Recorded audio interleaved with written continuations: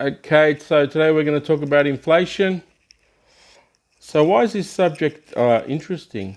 Um, it's interesting because it shows you how vulnerable someone is to lies. Because like many things, it's actually very simple. But as we know, most of our world is consumed with lies.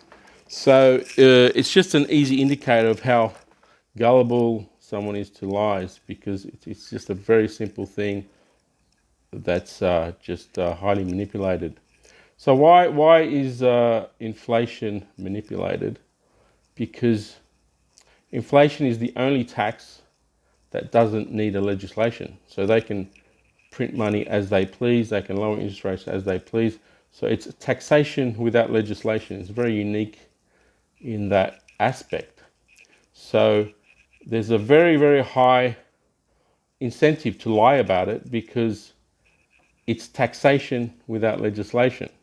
So there's no way they want you to know the truth of where the inflation comes from or how much they're doing, because obviously people get angry about it. So from school to university, I've talked to university professors. No one knows what it is. It's mainly because of the lies around it, and there's a the taxation without legislation is a very high incentive to lie from everyone, media and whatever else.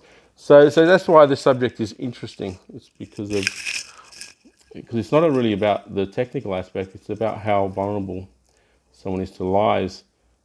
So basically, inflation is very simple. It's just an increase in the money supply. Easy as. And the people who do this are the government. Now, if someone's talking to you about a basket of goods or a CPI or some other shit, it means they've been indoctrinated with bullshit, to hide the reality. It's very simple. It's an increase in the money supply.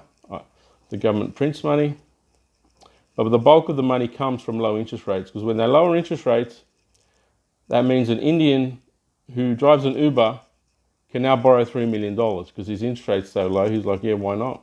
So, and then that floods the market with money, causing massive inflation. So that's it. It's very simple. It's an increase in the money supply.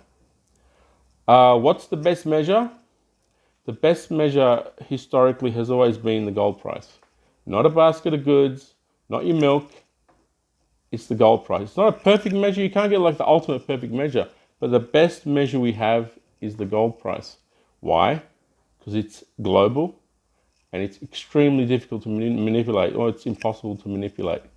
So your best measure is the gold price. Not against the USD, because the USD is going down also. So over the last 20 years, the average inflation rate of the Australian dollar is 9.2% when measured against gold. Some idiots will say, no, you got to get a basket of goods and so on. No. Some guy in Brazil, his milk or his sandwich may not be going up in price. Doesn't mean his money's not going down. It just means his standard of living is going down, so people are working for less to produce that same good for less. The only real measure is global and immutable, and the best one we have is the gold price. So if anyone tells you otherwise, they're not a bright person. So inflation simply is an increase in the money supply, comes from government printing money, also comes from low interest rates where the banks can just create money through loans. And third, the best measure we have is the international gold price. Not that difficult. Any other questions, let me know.